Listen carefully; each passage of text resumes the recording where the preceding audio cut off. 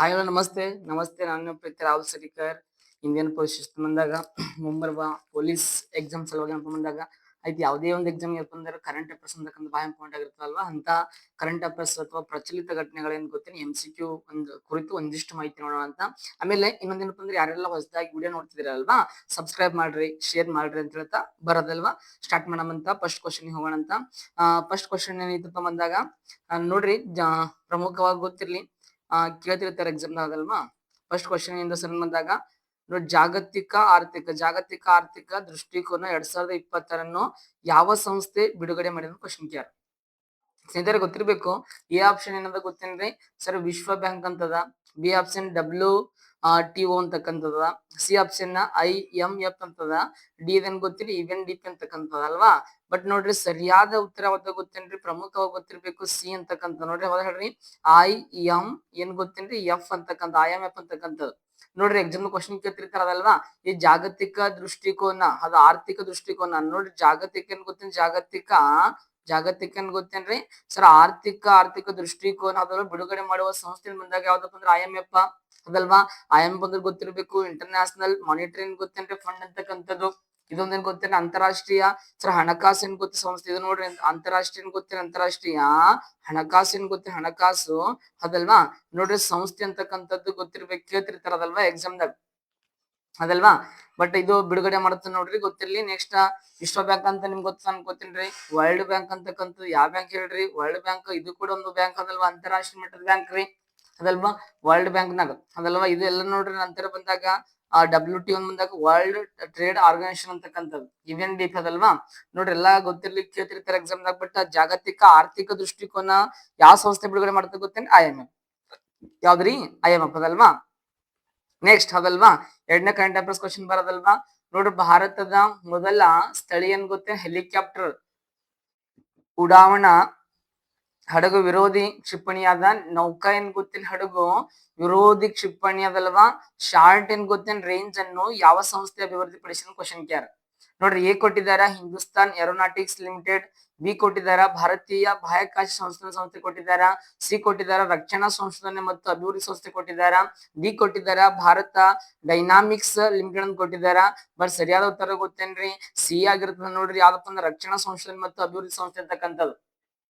ನೋಡ್ರಿ ಇವಾಗ ಪ್ರಮುಖವಾಗಿ ಗೊತ್ತಿರ್ಬೇಕು ಕ್ಷಿಪಣಿ ಅಂತ ಬಂದಾಗ ಇದು ಅಭಿವೃದ್ಧಿ ಪಡಿಸೋದು ಯಾವ್ದು ಗೊತ್ತೇನ್ರಿ, ಪ್ರಮುಖವಾಗಿ ನೀವು ಕೇರ್ ಅಂತ ಗೊತ್ತೇನ್ರಿ DRDO ಅಂತಕ್ಕಂಥ. DRDO ಹೇಳಿ DRDO. ಈ DRDO ಕನ್ನಡದಾಗ ರಕ್ಷಣಾ ಸಂಶೋಧನೆ ಮತ್ತೆ ಗೊತ್ತೇನೆ ಅಭಿವೃದ್ಧಿ ಸಂಸ್ಥೆ ಕರೀತಾರೆ. ಅಂದ್ರ sir defence research development organisation ಅಂತಕ್ಕಂಥ. ನೋಡ್ರಿ ಪ್ರಮುಖವಾಗಿ ಗೊತ್ತಿರ್ಬೇಕದಲ್ವಾ DRDO ಅಂತ ಬಂದಾಗ ವೆರಿ ವೆರಿ ಇಂಪಾರ್ಟೆಂಟ್ ಅಲ್ವಾ. DRDO ಅಂತಂದ್ರೆ ಡಿಫೆನ್ಸ್ ರಿಸರ್ಚ್ ಡೆವಲಪ್ಮೆಂಟ್ ಆರ್ಗನೈಸೇಷನ್. ನೋಡ್ರಿ ಇಂತ ಸರ್ DRDO ಅಂತಕ್ಕಂಥದ್ದು ಸ್ಥಾಪನೆ ಆದ ವರ್ಷ ಯಾವಾಗ ಗೊತ್ತೇನೆ 1958. ನೋಡ್ರಿ DRDO ಸ್ಥಾಪನೆ ಆದ ವರ್ಷ 1958 ಅದಲ್ವಾ. ಈ DRDO ಕೇಂದ್ರ ಕಚೇರಿ ಕಂಡು ಬಂದಾಗ ಪ್ರಮುಖವಾಗಿ ಗೊತ್ತಿರ್ಬೇಕದಲ್ವಾ ನವದೆಹಲಿ ಅಂತಕ್ಕಂಥಲ್ಲಿ ಗೊತ್ತಿರ್ಲಿ ಕೇಳ್ತಿರ್ತಾರೆ ನೋಡ್ರಿ ಎಕ್ಸಾಮ್ದಾಗ ಅದಲ್ವಾ. ನೋಡ್ರಿ ಇತ್ತೀಚೆಗೆ ಒಂದು ಎಕ್ಸಾಮ್ ಕೂಡ ಅಂದ್ರೆ 2022 ಕೇರ್ ಗೊತ್ತೇನ್ KPTCL exam question care. KPTCL sir exam question care ಏನ್ ಗೊತ್ತೇನ್ರಿ, ಈ DRDO ಪ್ರಸ್ತುತ ಅಧ್ಯಕ್ಷ ಯಾರು ಕ್ವಶನ್ ಕೇರ್. ಇವಾಗ ಪ್ರೆಸೆಂಟ್ ಕೂಡ ಅರ್ವದಾರ ಯಾರು ಗೊತ್ತೇನ್ರಿ, ಸಮೀರ್ ಏನ್ ಗೊತ್ತೇನ ಸಮೀರ್ ವಿ ಏನ್ ಗೊತ್ತೇನೆ ವಿ ಅದಲ್ವಾ. ಕಾಮತ್ ಅಂತಕ್ಕಂಥ ನೋಡಿ ಸಮೀರ್ ವಿ ಏನ್ ಗೊತ್ತೇನ್ರಿ ಕಾಮತ್ ಅಂತಕ್ಕಂಥ ಗೊತ್ತಿರ್ಬೇಕು. ಎಸ್ ಅದಲ್ವಾ. ನೆಕ್ಸ್ಟ್ ಬಂದಾಗ ಪ್ರಮುಖವಾಗಿ ಗೊತ್ತಿರ್ಬೇಕು ಅದಲ್ವಾ. ಏನ್ ಗೊತ್ತೇನ್ರಿ ಪ್ರಮುಖವಾಗಿ ಗೊತ್ತಿರ್ಬೇಕು ಕೇಳ್ತಿರ್ತಾರ ನೋಡ್ರಿ. ಈ DRDO ಅಂತ ಬಂದಾಗ ಕ್ಷಿಪಣಿಗಳನ್ನ ಅಭಿವೃದ್ಧಿ ಪಡಿಸ್ತದಲ್ವಾ. ಆಮೇಲೆ ನೋಡ್ರಿ ಇಂತ ಪ್ರಮುಖವಾಗಿ ಗೊತ್ತಿರ್ಬೇಕು ಕ್ಷಿಪಣಿ ಅಂತ ಬಂದಾಗ ಭಾರತದ ನಮ್ಮ ಕ್ಷಿಪಣಿ ಮನುಷ್ಯರು ಗೊತ್ತೇನ್ರಿ APJ ಅಬ್ದುಲ್ ಕಲಾಂ ಅದಲ್ವಾ. ಕ್ಷಿಪಣಿ ಮಹಿಳೆ ಅಂತ ಬಂದಾಗ ಯಾರು ಗೊತ್ತೇನ್ರಿ ಟೆಸ್ಸಿ ಥಾಮಸ್. ಟೆಸ್ಸಿ ಥಾಮಸ್ ಅಂತಕ್ಕಂಥವ್ರು ಅದಲ್ವಾ ಗೊತ್ತಿರ್ಲಿ. ಎಸ್ ನೆಕ್ಸ್ಟ್ ಥರ್ಡ್ ಕ್ವಶನ್ ಬರೋದಲ್ವಾ ಕರೆಂಟ್ ಅಫೇರ್ಸ್ ಥರ್ಡ್ ಕ್ವಶನ್ ಅದಲ್ವಾ. ನೋಡ್ರಿ ಮೂರನೇ ಕ್ವಶನ್ ಇಂದ ನೋಡ್ರಿ ರೋಸೋಮ್ ಅದಲ್ವಾ. ಸೇತುವೆಗಳು ಯಾವ ಸಮುದಾಯದೊಂದಿಗೆ ಸಂಬಂಧ ಹೊಂದಿನ ಕ್ವಶನ್ ಗ್ಯಾರ್. ಎ ಕೊಟ್ಟಿದಾರ ಬೊಟಿಯಾ ಅಂತಕ್ಕಂಥದ್ದು. ಬಿ ಕೊಟ್ಟಿದಾರ ಲೆಪ್ಟಾ ಕೊಟ್ಟಿದಾರ. ಸಿ ಕೊಟ್ಟಿದಾರ ಗಾರ ಕೊಟ್ಟಿದಾರ. ಡಿ ಕೊಟ್ಟಿದಾರ ಖಾಸಿ ಕೊಟ್ಟಿದಾರ. ಬಟ್ ನೋಡ್ರಿ ಇದು ಸರಿಯಾದ ಉತ್ತರ ಅಂತ ಬಂದಾಗ ಯಾವ್ದಾಗಿರ್ತದ ಗೊತ್ತೇನ್ರಿ, ಬಿ ಆಗಿರ್ತದ ನೋಡ್ರಿ ಲೆಪ್ಟಾ ಬುಡಕಟ್ಟು ಜನಾಂಗ ಲೆಪ್ಟಾ ಸಮುದಾಯ ಅಂತಕ್ಕಂಥದ್ದು ಅದಲ್ವಾ. ನೋಡ್ರಿ ಇಲ್ಲಿ ಸ್ವಲ್ಪ ಏನ್ ಸ್ಪೆಷಲ್ ಮಾಡ್ತಾರ ಈ ಸಮುದಾಯ ಅದಲ್ವಾ. ಇಲ್ಲಿ ನೋಡ್ನ ಕೊಟ್ಟಿದ್ದಾರೆ ನೋಡ್ರದಲ್ವಾ. ನೋಡ್ರಿ ರೋಸೋಮು ಅದಲ್ವಾ ಸೇತುವೆಗಳನ್ನು ದಾಖಲಿಸಲು ವಿಶ್ವಸಂಸ್ಥೆಯ ಶೈಕ್ಷಣಿಕ ವೈಜ್ಞಾನಿಕ ಮತ್ತು ಸಾಂಸ್ಕೃತಿಕ ಸಂಸ್ಥೆ ಅದಲ್ವಾ. ಯಾವ್ದು ಯುನೆಸ್ಕೋ ಅಂತಕ್ಕಂಥ. ಯಾವ್ದು ಹೇಳ್ರಿ ಯುನೆಸ್ಕೋ ಅದಲ್ವಾ. ಯುನೆಸ್ಕೋ ಸಿಕ್ಕಿಂ ಸರ್ಕಾರದೊಂದಿಗೆ ಏನ್ ಗೊತ್ತೇನ್ರಿ ಪಾಲುದಾರಿಕೆ ಹೊಂದಿದೆ. ರೂಸೋಮ್ ಎಂಬುದು ಖಾಂಗ್ ಚೆಂಡ್ ಜೋಂಗ್ ಜೀವಗಳ ನೋಡ್ರಿ ಹೆಂಗದ ಖಾಂಗ್ ಚೆಂಡ್ ಚೋಂಗ ಜೀವಗಳ ಮೀಸಲು ಪ್ರದೇಶದಲ್ಲಿ ಲೆಪ್ಟಾ ಸಮುದಾಯದಿಂದ ನಿರ್ಮಿಸಲಾದ ಸಾಂಪ್ರದಾಯಿಕ ಕಬ್ಬಿನ ಸೇತುವೆ ಆಗಿದೆ.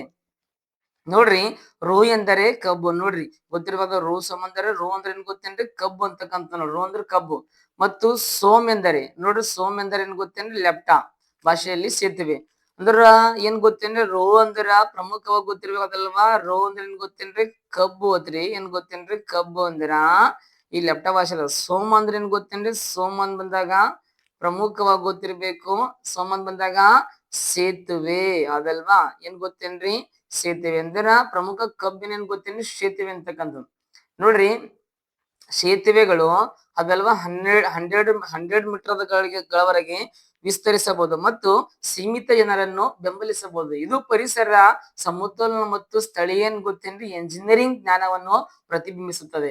ಈ ಸೇತುವೆಗಳು ಇನ್ನೂ ಕ್ರಿಯಾತ್ಮಕವಾಗಿವೆ ಮತ್ತು ಸುಸ್ಥಿರ ವಿನ್ಯಾಸ ಅಭ್ಯಾಸಗಳನ್ನು ಏನ್ ಗೊತ್ತೇನ್ರಿ ಪ್ರತಿನಿಧಿಸುತ್ತೆ ಅಂತ ಹೇಳ್ಯಾರ ಅದಲ್ವಾ.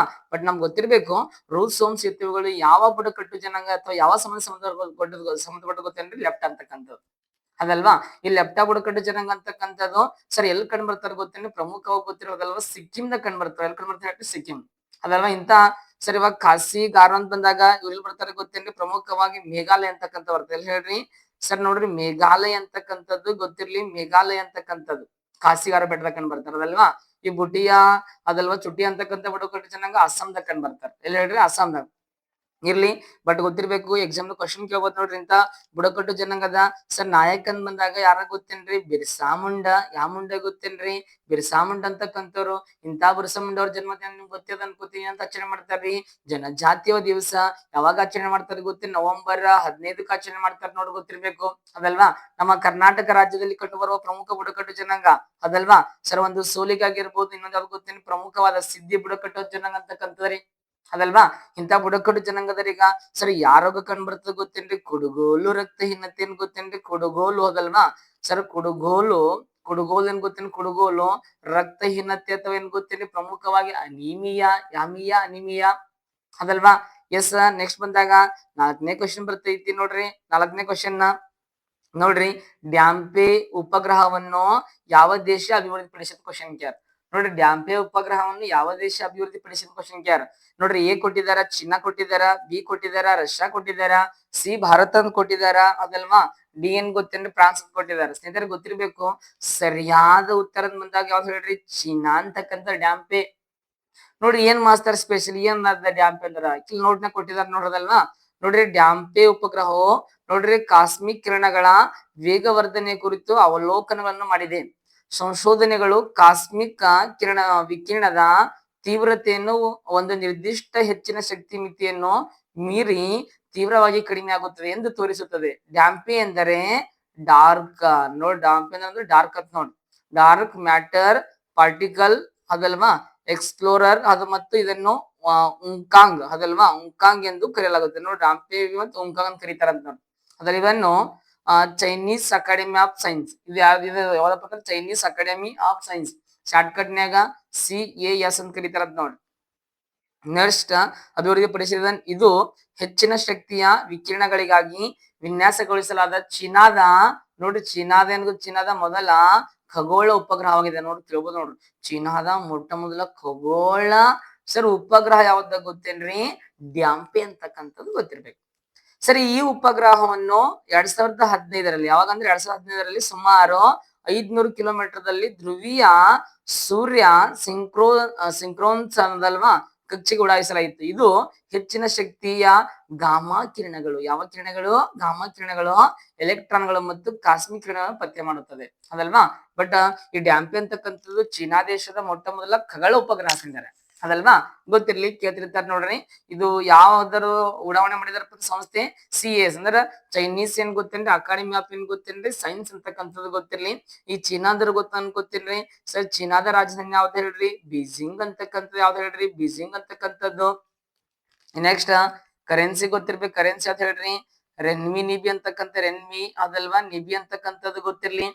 ನೆಕ್ಸ್ಟ್ ರಷ್ಯಾದ ರಾಜಧಾನಿ ಗೊತ್ತೇನ್ರಿ ಮಾಸ್ಕೋ ಅಂತಕ್ಕಂಥದ್ದು ಯಾವ್ದು ಹೇಳ್ರಿ ಮಾಸ್ಕೋ ಅಂತಕ್ಕಂಥದ್ದು. ಕರೆನ್ಸಿ ಯಾವ್ದ ಗೊತ್ತೇನ್ರಿ? ರಷ್ಯಾದೇನ್ ಗೊತ್ತ? ರಷ್ಯಾದ ರುಬೆಲ್, ರುಬೆಲ್ ಅಂತಕ್ಕಂಥದ್ರಿ, ಅದಲ್ವಾ? ಸೊ ನೆಕ್ಸ್ಟ್ ಬಂದಾಗ ಪ್ರಮುಖವಾಗಿ ನಮ್ಮ ಪ್ರೀತಿಯ ಭಾರತ ದೇಶ ರಾಜಧಾನಿ ಯಾವ್ದು ಹೇಳ್ರಿ? ನವದೆಹಲಿ ಅಂತಕ್ಕಂಥದ್ದು ಕರೆನ್ಸಿ. ಭಾರತೀಯ ರೂಪಾಯಿ. ಫ್ರಾನ್ಸ್ ದೇಶ ರಾಜಧಾನಿ ಯಾವ್ದ್ರಿ? ಯಾರಿಸ್ ಗೊತ್ತೇನ್ರಿ? ಪ್ಯಾರಿಸ್ ಅಂತಕ್ಕಂಥದ್ದು ಕರೆನ್ಸಿ ಗೊತ್ತಿರ್ಬೇಕು. ಯುರೋ ಅಂತಕ್ಕಂಥದ್ದು ಯಾವ್ದು ಗೊತ್ತಿರ್ಲಿ? ಯುರೋ ಅಂತಕ್ಕಂಥದ್ದು ಗೊತ್ತಿರ್ಲಿ. ಬಟ್ ನಮ್ಗಿಲ್ಲಿ ಡ್ಯಾಂಪೆ ಉಪಗ್ರಹ ಅಂತಕ್ಕಂಥದ್ದು ಉಡಾವಣೆ ಯಾವ ದೇಶ ಅಭಿವೃದ್ಧಿಪಡಿಸ ಬಂದಾಗ? ಚೀನಾ ದೇಶ. ಯಾವ ದೇಶ ಹೇಳ್ರಿ? ಚೀನಾ, ಅದಲ್ವಾ?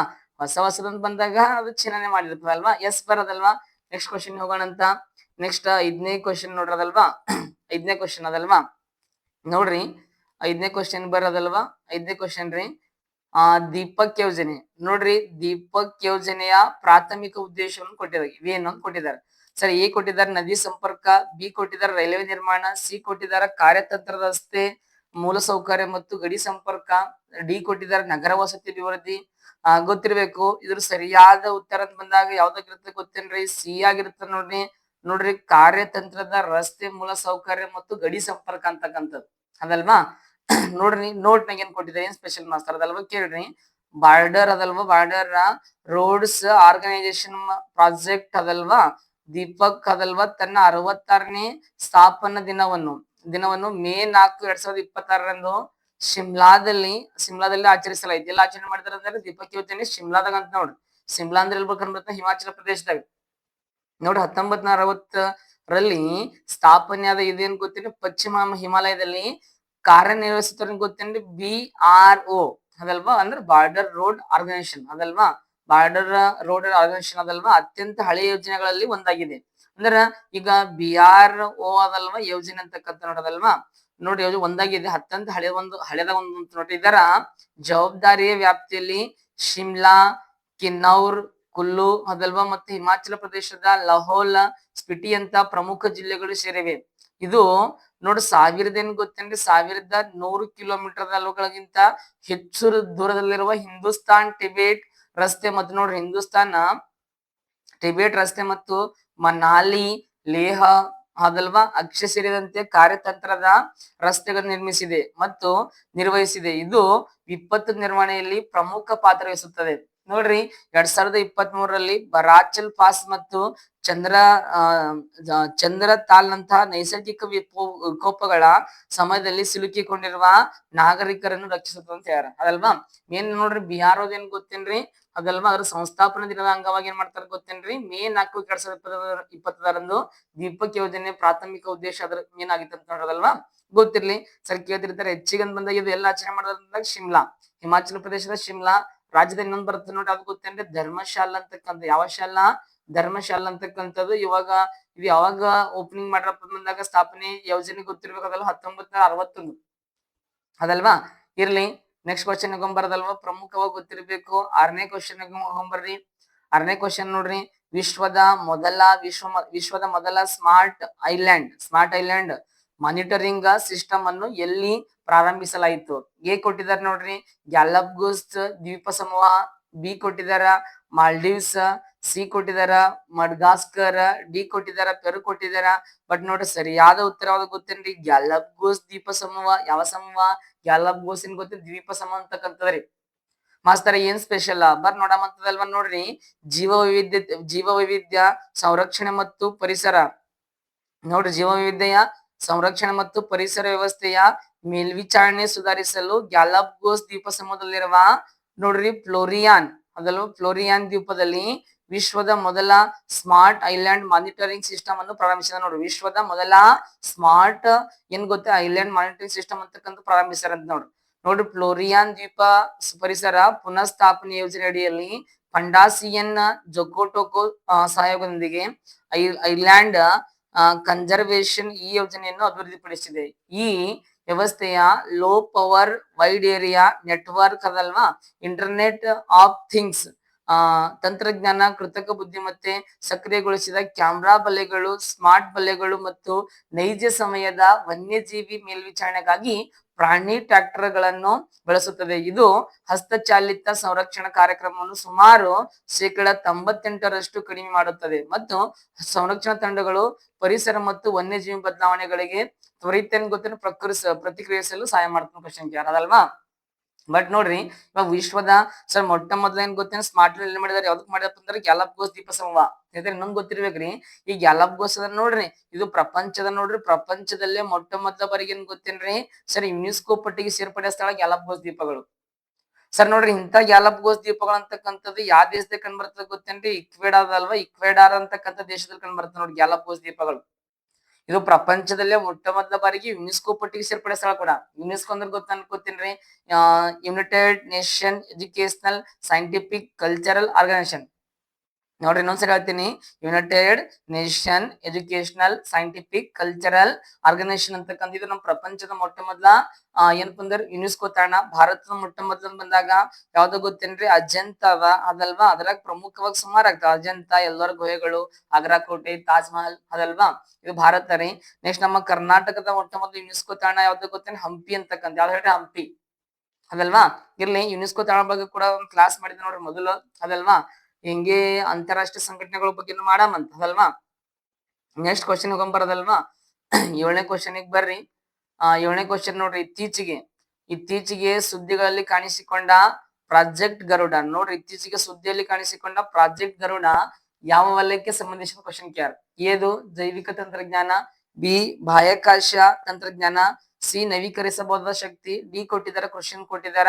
ಸರಿಯಾಗಿ ಗೊತ್ತಿರ್ಬೇಕು. ಇದು ಸರಿಯಾದ ಉತ್ತರ ಬಂದಾಗ ಪ್ರಮುಖವಾಗಿ ಬಾಹ್ಯಾಕಾಶ ತಂತ್ರಜ್ಞಾನ ಸರಿಯಾದ ಉತ್ತರ ಗೊತ್ತೇನ್ರಿ? ಬಾಹ್ಯಾಕಾಶ ಸರ್ ತಂತ್ರಜ್ಞಾನ ಅಂತಕ್ಕಂಥದ್ದು ಗೊತ್ತಿರ್ಲಿಕ್ಕೆ ಕೇಳ್ತಿರ್ತಾರ ನೋಡ್ರಿ. ಎಸ್, ಏನ್ ಸ್ಪೆಷಲ್ ಮಾಡ್ತಾರ ನೋಡಂಬರದಲ್ವಾ. ನೋಡ್ರಿ, ಪ್ರಾಜೆಕ್ಟ್ ಗರುಡಗಾಗಿ ಸಂಶೋಧನೆ, ಅಭಿವೃದ್ಧಿ ಮತ್ತೇನ್ ಗೊತ್ತೇನ್ರಿ? ನ್ಯಾಯವಿನ್ಯತೆ ನಿಧಿ ಅಡಿಯಲ್ಲಿ ಧ್ರುವ ಸ್ಪೇಸ್ ಅದಲ್ವಾ 105 ಕೋಟಿ ಪಡೆದುಕೊಂಡಿದೆ.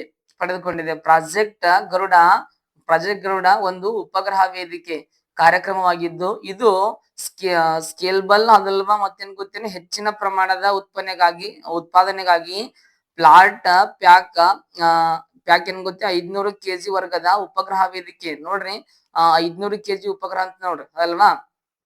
ವೇದಿಕೆಯನ್ನು ಅಭಿವೃದ್ಧಿಪಡಿಸುತ್ತಾ ಗಮನ ಹರಿಸಿದೆ.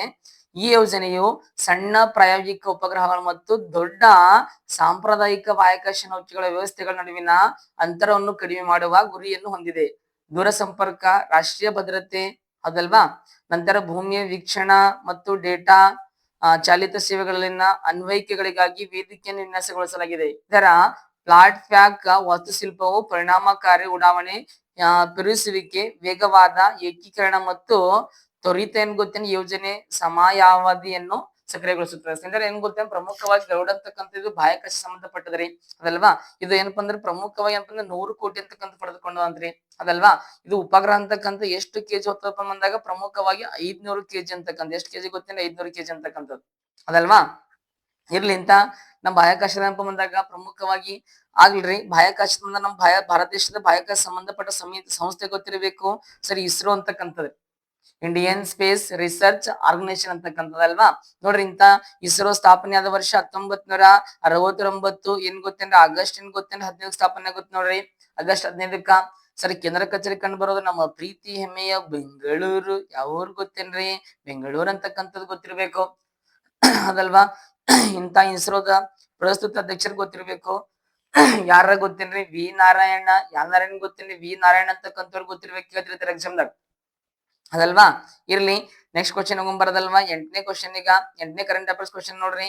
ಭಾರತದ ಮೊದಲ ಏನ್ ಗೊತ್ತಿನ ನೀರೊಳಗಿನ ವಸ್ತು ಸಂಗ್ರಹಾಲಯ ಯೋಜನೆಯನ್ನು ಯಾವ ರಾಜ್ಯದಲ್ಲಿ ಪ್ರಾರಂಭಿಸಿದ? ಕ್ವಶನ್ ಯಾರು ಸರಿ. ಎ ಕೊಟ್ಟಿದಾರ ಮಹಾರಾಷ್ಟ್ರ, ಬಿ ಕೊಟ್ಟಿದಾರ ಒಡಿಸ್ಸಾ, ಸಿ ಕೊಟ್ಟಿದಾರ ಆಂಧ್ರ ಪ್ರದೇಶ, ಡಿ ಕೊಟ್ಟಿದಾರ ತಮಿಳುನಾಡು. ಯಾವ ನಾಡು? ತಮಿಳುನಾಡು ಅಂತಕ್ಕಂಥದ್ದಲ್ವಾ. ನೋಡ್ರಿ, ಹಾಗಾದ್ರೆ ಆನ್ಸರ್ ಗೊತ್ತಿರ್ಬೇಕು. 8ನೇದಾಗಿರುತ್ತೆ ಗೊತ್ತೇನಿ? ಎ ಎಲ್ಲಪ್ಪ ಅಂದ್ರ ಸರ್ ಪ್ರಮುಖವಾಗಿ ಮಹಾರಾಷ್ಟ್ರ ಅಂತಕ್ಕಂಥದ್ದು. ಯಾವ ರಾಷ್ಟ್ರ ಗೊತ್ತೇನ್ರಿ? ಮಹಾರಾಷ್ಟ್ರ ಅಂತಕ್ಕಂಥದ್ದು ಗೊತ್ತಿರ್ಲಿ ಅದಲ್ವಾ. ನೋಡ್ರಿ, ಏನ್ ಸ್ಪೆಷಲ್ ಸರ್ ಅಂತ ಬಂದಾಗ ಇದು ಯೋಜನೆ ಅದಲ್ವಾ. ನೋಡ್ರಿ, ಭಾರತದ ಮೊದಲ ನೀರೊಳಗಿನ ವಸ್ತು ಸಂಗ್ರಹಾಲಯ ಯೋಜನೆಯನ್ನು ಮಹಾರಾಷ್ಟ್ರದ ಏನ್ ಗೊತ್ತೇ? ಮಹಾರಾಷ್ಟ್ರದ ಸಿಂಧುದುರ್ಗ. ನೋಡ್ರಿ, ಮಹಾರಾಷ್ಟ್ರದ ಯಾವ ಜಿಲ್ಲೆ ಗೊತ್ತ? ಸಿಂಧುದುರ್ಗ ಜಿಲ್ಲೆ ಅದಲ್ವಾ. ಕರಾವಳಿಯಲ್ಲಿ ಪ್ರಾರಂಭಿಸಲಾಗಿದೆ ಅದಲ್ವಾ. ನೋಡ್ರಿ, ಕೊಂಕಣ ಪ್ರದೇಶದಲ್ಲಿ ಸಮುದ್ರ ಮತ್ತು ಸಾಹಸ ಪ್ರವಾಸೋದ್ಯಮವನ್ನು ಉತ್ತೇಜಿಸಲು ನಿವತಿಶೀಲ ಅದಲ್ವಾ ರಚನೆಗಳ ಬಳಿ ಈ ಯೋಜನೆಯನ್ನು ಅಭಿವೃದ್ಧಿಪಡಿಸಲಾಗುತ್ತದೆ. ಈ ಉಪಕ್ರಮವು ನೀರೊಳಗಿನ ವಸ್ತು ಸಂಗ್ರಹಾಲಯ, ಕೃತಕ ದಿಬ್ಬ ಮತ್ತು ಜಲಾಂತರಗಾಮಿ ಪ್ರವಾಸೋದ್ಯಮ ಯೋಜನೆ ಒಳಗೊಂಡಿದೆ. ನೋಡಿ, ಪ್ರಮುಖವಾಗಿ ಏನಪ್ಪಾ ಅಂದ್ರೆ ಕೃತಕ ದಿಬ್ಬ ಅಂದ್ರೆ ಜಲಾಂತರಗಾಮಿ ಮತ್ತು ಪ್ರವಾಸೋದ್ಯಮ ಏನು ಟೂರಿಸಂ ಅಂತ ಕರೀತಾರ ನೋಡ್ರಿ, ಅದಕ್ಕೆ ಸಂಬಂಧಪಟ್ಟಂತ ನೋಡ್ರಿ ನಿಯೋಜಿತ ಭಾರತೀಯ ನೌಕಾಪಡೆ ಹಡಗು INS ಅದಲ್ವಾ ಗುಲ್ದಾರ್ ಅನ್ನು ಮುಖ್ಯ ಆಕರ್ಷಣೆ ಮತ್ತು ಕೃತಕ ದಿಬ್ಬವಾಗಿ ಕಾರ್ಯನಿರ್ವಹಿಸಲು ನೀರಿನ ಅಡಿಯಲ್ಲಿ ಮುಳುಗಿಸಲಾಯಿತು. ಕೇಂದ್ರ ಮತ್ತು ರಾಜ್ಯ ಸರ್ಕಾರಗಳ ಬೆಂಬಲದೊಂದಿಗೆ ಈ ಯೋಜನೆ ಮಹಾರಾಷ್ಟ್ರ ಪ್ರವಾಸೋದ್ಯಮ ಅಭಿವೃದ್ಧಿ ನಿಗಮ ಕಾರ್ಯಗತಗೊಳಿಸುತ್ತದೆ. ನೋಡ್ರಿ, ಕೇಂದ್ರ ಸರ್ಕಾರ ಮತ್ತು ರಾಜ್ಯ ಸರ್ಕಾರದೊಂದಿಗೆ ಏನೇನ್ ಪ್ರವಾಸೋದ್ಯಮ ಏನ್ ಗೊತ್ತೇನ್ ಹೆಚ್ಚಿಸಲ್ಲ ಅಂದ್ರೆ ನೀರೊಳಗೆ ಏನೇನ್ ಗೊತ್ತೇನ್ರಿ ವಸ್ತು ಸಂಗ್ರಹಾಲಯ ಅಂತಕ್ಕಂಥದ್ದು ಏನ್ ಮಾಡಿದಾನಪ್ಪ ಅಂದ್ರ ಯಾವ ಸರ್ಕಾರ ಮಾಡೋದು ಗೊತ್ತ ನಾವು ಪಕ್ಕದ ಸರ್ ಮಹಾರಾಷ್ಟ್ರ ಸರ್ಕಾರ ಅಂತಕ್ಕಂಥ ಮಹಾರಾಷ್ಟ್ರ ರಾಜ್ಯದ ಮಾಡಿದಾರ. ಇಂತ ಮಹಾರಾಷ್ಟ್ರ ರಾಜಧಾನಿ ಮುಂಬೈ. ಯಾವ ಬೈ ಗೊತ್ತೇನ್ರಿ? ಮುಂಬೈ ಅಂತಕ್ಕಂಥದ್ದು ಅದಲ್ವಾ ಗೊತ್ತಿರ್ಲಿ. ಕೇಳ್ತಿರ್ತಾರ ನೋಡ್, ನಮ್ಮ ಭಾರತ ದೇಶದಾಗೆ ಅತಿ ಹೆಚ್ಚಿನ ಗೊತ್ತೇನ್ರಿ ಕಪ್ಪು ಮಣ್ಣು ಹೊಂದಿರುವ ರಾಜ್ಯ ಯಾವ್ದು ಗೊತ್ತೇನ್ರಿ? ಮುಂಬೈ ಅಂತಕ್ಕಂಥದ್ದು ಅದಲ್ವಾ. ನೋಡ್ರಿ, ಒಡಿಶಾ ರಾಜಧಾನಿ ಯಾವ್ದಾರಿ? ಭುವನೇಶ್ವರ. ಯಾವ ಸರ ಗೊತ್ತೇನ್ರಿ? ಭುವನೇಶ್ವರ ಅಂತಕ್ಕಂಥದ್ದು ಭುವನೇಶ್ವರ ಅದಲ್ವಾ. ಒಡಿಶಾದ ಪ್ರಾಚೀನ ಹೆಸರು ಯಾವ್ದಾರಿ? ಕಳಿಂಗ ಅಂತಕ್ಕಂಥದ್ದು, ಕಳಿಂಗ ಅಂತಕ್ಕಂಥದ್ದು ಇರ್ಲಿ. ಆಂಧ್ರ ಪ್ರದೇಶ ರಾಜಧಾನಿ ಯಾವ್ದು ಗೊತ್ತೇನ? ಆಂಧ್ರ ಪ್ರದೇಶ ರಾಜಧಾನಿ ಅಂತ ಬಂದಾಗ ಅಮರಾವತಿ ಅಂತಕ್ಕಂಥ ಅಮರಾವತಿ ಅಂತಕ್ಕಂಥದ್ದು. ತಮಿಳುನಾಡು ರಾಜಧಾನಿ ಅಂತ ಬಂದಾಗ ಚೆನ್ನೈ. ಯಾವ್ದು ಹೇಳ್ರಿ? ಚೆನ್ನೈ ಅಂತಕ್ಕಂಥದ್ದು ಗೊತ್ತಿರ್ಲಿ. ಇಲ್ಲಿ ತಮಿಳುನಾಡದಾಗ ನೋಡ್ರಿ ಅತಿ ಹೆಚ್ಚಿನ ಗೊತ್ತೀನಿ ಕೆಂಪು ಮಣ್ಣು ಅಂತಕ್ಕಂಥ ಕಂಡು ಬರ್ತಾವ್ರಿ. ಯಾವ ಮಣ್ಣು? ಕೆಂಪು ಮಣ್ಣು ಅದಲ್ವಾ. ಇಲ್ಲಿ ಹಿಂಗೆ ನೋಡ್ಕೊತ ಹೋಗೋಣ. ಮತ್ತೆ ನೆಕ್ಸ್ಟ್ ಬರ್ರಿ 9ನೇ ಕ್ವಶನ್. ಈಗ ಸರ್ 9th ಕ್ವಶನ್ ಅದಲ್ವಾ, ಕರೆಂಟ್ ಅಫೇರ್ಸ್ 9th ಕ್ವಶನ್ ನೋಡ್ರಿ. ಇತ್ತೀಚೆಗೆ ಸುದ್ದಿಯಲ್ಲಿ ಕಾಣಿಸಿಕೊಂಡ ಏನ್ ಗೊತ್ತೇನ್ರಿ? ಜಾರಿಯಾ ಕೋಲ್ಫೀಲ್ಡ್ ಅದಲ್ವಾ ಯಾವ ರಾಜ್ಯದಲ್ಲಿ? ಕ್ವಶನ್ ಕೇರ್. A Jharkhand, B Odisha, C Bihar, D Karnataka ಅದಲ್ವಾ. ಸರಿಯಾದ ಉತ್ತರ ಯಾವ್ದಾಗಿರ್ತದೆ ಗೊತ್ತೇನ್ರಿ? ಎ ಆಗಿರ್ತದ ನೋಡ್ರಿ, ಜಾರ್ಖಂಡ್ ಅಂತಕ್ಕಂಥದ್ದು. ಯಾವ್ದು ಹೇಳ್ರಿ? ಜಾರ್ಖಂಡ್ ಅಂತಕ್ಕಂಥದ್ದು. ಮಸ್ತ್ ಅದು ಏನ್ ಸ್ಪೆಷಲ್ ಬರ್ ನೋಡಲ್ವಾ. ನೋಡ್ರಿ, ಇತ್ತೀಚಿನ ಅಧ್ಯಯನ ಒಂದು ಝರಿಯಾ ಕಲ್ಲಿದ್ದಲು. ನೋಡ್ರಿ, ಇತ್ತೀಚಿನ ಅಧ್ಯಯನ ಝರಿಯಾ ಏನ್ ಗೊತ್ತೇನ್ರಿ? ಕಲ್ಲಿದ್ದಲು ಗಣಿಯಲ್ಲಿನ ಭೂಗತ ಬೆಂಕಿಯ ಹೆಚ್ಚಿನ ತಾಪಮಾನದ ಉರಿಯುತ್ತಿರಬಹುದು ಮತ್ತು ಹಿಂದೆ ಅಂದಾಜು ಸಿಕ್ಕಿದಂತ ಹೆಚ್ಚಿನ ಹಸಿರು ಮನೆ ಅನಿಲಗಳನ್ನು ಬಿಡುಗಡೆ ಮಾಡುತ್ತಿರಬಹುದು ಎಂದು ಬಹಿರಂಗಪಡಿಸಿದೆ. ಝರಿಯಾ ಕಲ್ಲಿದ್ದಲು ಗಣಿ ಜಾರ್ಖಂಡ್ ನೋಡ್ರಿ, ಗಣಿ ಜಾರ್ಖಂಡ್ ಏನ್ ಗೊತ್ತೇನ್ರಿ? ದಾಮೋದರ ಯಾವ ನದಿ ಕಣಿವೆ ಗೊತ್ತ? ದಾಮೋದರ ನದಿ ಕಣಿವೆಯ ಧನ್ಬಾದ್ ಜಿಲ್ಲೆಯಲ್ಲಿದೆ. ಎಲ್ಲಪ್ಪ ಅಂದ್ರ ಜಾರ್ಖಂಡ್ ರಾಜ್ಯದಲ್ಲಿ ಗೊತ್ತೇನ್ರಿ? ದಾಮೋದರ ನದಿ ಕಣಿವೆ ಗೊತ್ತೇನ್? ಧನ್ಬಾದ್ ಅಂತಕ್ಕಂಥ ಜಿಲ್ಲೆಯಲ್ಲಿ ಕಂಡು ಬರ್ತಂತ ನೋಡ್ರಿ. ಇದು ಉತ್ತಮ ಗುಣಮಟ್ಟದ ಕೋಕಿಂಗ್ ಕಲ್ಲಿದ್ದಲಿನ ಸಮೃದ್ಧ ನಿಕ್ಷೇಪಗಳಿಗೆ ಹೆಸರುವಾಸಿಯಾಗಿರಂತ ನೋಡ್ರಿ ಅದಲ್ವಾ. ನಂತರ ನೋಡ್ರಿ, ಝರಿಯಾ ಭಾರತದಲ್ಲಿ ಅತಿ ದೊಡ್ಡ ಕಲ್ಲಿದ್ದಲು ನಿಕ್ಷೇಪವನ್ನು ಹೊಂದಿದೆ. ಇದು ಸುಮಾರೇನ್ ಗೊತ್ತೇನ್ರಿ? 19.4 ಶತಕೋಟಿ ಟನ್ಗಳಿಂದ ಅದು ನೋಡ್ರಿ ಎಷ್ಟಪ್ಪ ಅಂದ್ರ 19.4 ಶತಕೋಟಿ ಟನ್ಗಳೆಂದು ಅಂದಾಜಿಸಲಾಗಿದೆ ನೋಡ್ರಿ. ಎಲ್ಲ ಬರ್ತಂದ್ರ ಇದೇನ್ ಗೊತ್ತೇನೆ? ಜಾರ್ಖಂಡ್ದಾಗ. ಇವೆಲ್ಲ ಕಲ್ಲಿದ್ದಲಿಗೆ ಜಾರ್ಖಂಡ್ ಅದಲ್ವಾ. ನೋಡ್ರಿ, ಗೊತ್ತಿರ್ಬೇಕು, ಕೇಳ್ತಿರ್ತಾರೆ ಎಕ್ಸಾಮ್. ಜಾರ್ಖಂಡ್ ರಾಜ್ಯದ ರಾಜಧಾನಿ ಯಾವ್ದು ಗೊತ್ತೇನ್ರಿ? ರಾಂಚಿ ಅಂತಕ್ಕಂಥದ್ದು, ರಾಂಚಿ ಅದಲ್ವಾ. ಒಡಿಸ್ಸಾದಾಗ ಹೇಳ್ತೀನಿ ಭುವನೇಶ್ವರ. ಬಿಹಾರದು ಸರ್ ಪಟ್ನಾ ಅಂತಕ್ಕಂಥದ್ದು. ನಮ್ಮ ಪ್ರೀತಿಯ ಕರ್ನಾಟಕ ರಾಜಧಾನಿ ಯಾವ್ದೈತಿ? ಬೆಂಗಳೂರು. ಯಾವ್ರು ಗೊತ್ತೇನ್ರಿ? ಬೆಂಗಳೂರು ಅಂತಕ್ಕಂಥದ್ದು ಗೊತ್ತಿರ್ಲಿ. ನೆಕ್ಸ್ಟ್ ಅದಲ್ವಾ, ನೆಕ್ಸ್ಟ್ 10ನೇ ಕ್ವಶನ್ ಹೋಗ್ಬಾರದಲ್ವಾ.